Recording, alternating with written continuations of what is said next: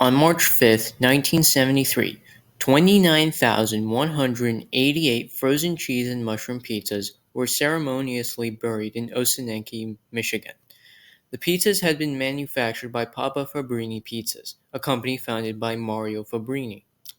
So how did we get to this point? Pizza time.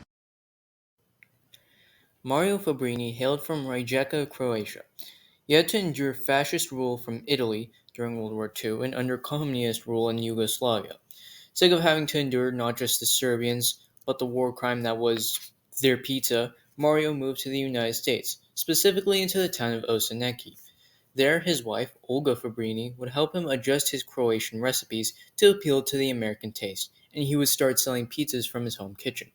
Over the course of 9 years, his business grew to the point where he was considered to have one of the most modern pizza factories in the country. His plant had employed 22 people and it had the capacity to produce 45,000 pizzas per week, or about enough to feed the average American for 3 days. Pizza time. Sometime in January of 1973, employees of the United Canning Company of East Palestine had noticed a number of their cans of mushrooms had been swelling, which was a sign that they were contaminated. By this point, the plant had switched to automatic can filling from manual, which was reportedly less sterile and also led to some of the cans overfilling. United Canning would report this to the FDA, who would take samples for testing. The FDA would state that their testing would come positive for botulism, an incredibly dangerous and potentially fatal disease. United Canning and several customers who had purchased from United Canning were contacted by the FDA regarding these events, including Tolono Pizza Products, a Chicago wholesaler who sold Mario Fabrini mushrooms that he would use for his pizzas. Fabrini had estimated that around 30,000 pizzas had been contaminated with the mushrooms, with a production cost of $30,000 and a retail price of $60,000. This made it the largest pizza recall in American history, as Papa John's had yet to be established by this point. The FDA found no links or evidence of disease propagating from Fabrini's pizzas, although 17 claims were made by unspecified members of the public. Pizza time. Fabrini had the idea to host a funeral-themed dumping for the pizzas as a show of accountability and to bring publicity. The funeral was planned to be held on March 5, 1973. Due to how the event was themed, the event would gain the names of the Great Michigan Pizza Funeral, the Great Pizza Funeral of Michigan, and the Great Pizza Burial. At the event, several hundred people had attended, which was big, considering the town had a population of 1,800 at the time, or about the population of Iowa. Reports say that about 40,000 to 44,000 pizzas were buried. However, Fabrini had reported only 29,188 pizzas being buried.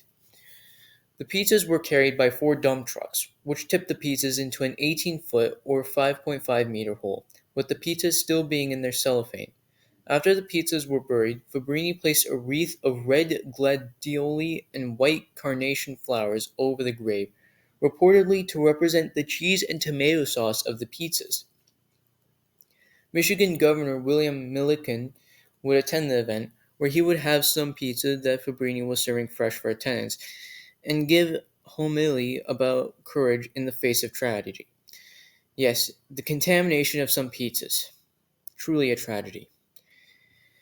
Due to the burial happening because of contaminated pizzas, and Fabrini serving pizzas to attendants at the event, one person would question the safety of the pizzas. Fabrini retorted, Governor Milliken ate a piece, and he's still alive.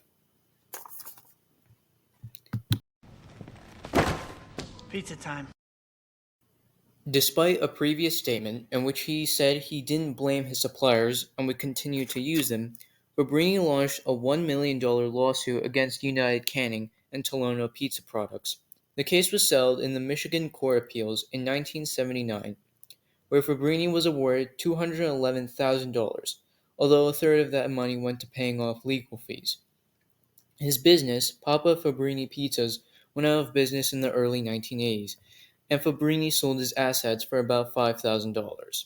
The FDA and Michigan State Veterinarian would later overturn their initial results upon a later investigation.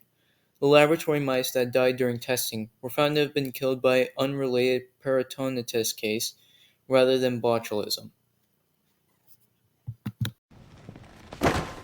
Pizza time. Overall, besides the publicity, nothing good came out of this event.